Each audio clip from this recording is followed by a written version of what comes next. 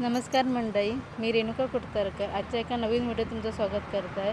तर आज संडे असा, संडेक म्हाका सुट्टी असता, तर आज संडेक काहीतरी स्पेशल बनवचं असा, तर व्हिडिओ शेवटपर्यंत नक्की बघा. मार्केटमध्ये जाऊन मी चिकन आणलेलं आहे. मला दोन प्रकारचं चिकन बनवायचं होता, तर चिकन सुक्या आणि चिकन फ्राय. एका साईडला मी चिकन सुक्या बनवून घेतलेलं आहे आणि दुसऱ्या साईडला चिकन फ्राय बनवलं आहे.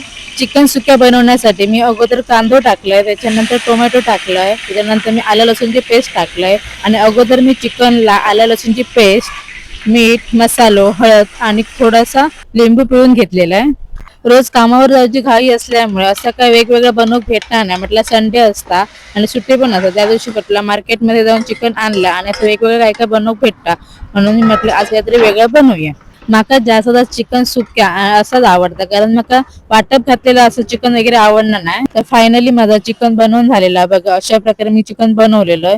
ताट पण मी तयार केले आणि मग मी टेस्ट करून सांगते कसं झालं. आता अगोदर मी तुमका चिकन फ्राय कसं झालं तर सांगतोय बघा. मी टेस्ट करून बघितले तर चिकन फ्राय एक नंबरच झालेला. मग मी चिकन सुक्या पण टेस्ट करून सांगते कसं झालं. आता आजचं जेवण तर माझं मस्तच झालेलं. आम्ही जेवण वगैरे घेतलं आणि थोडं संध्याकाळी फिरायला जायचा प्लॅन होतो.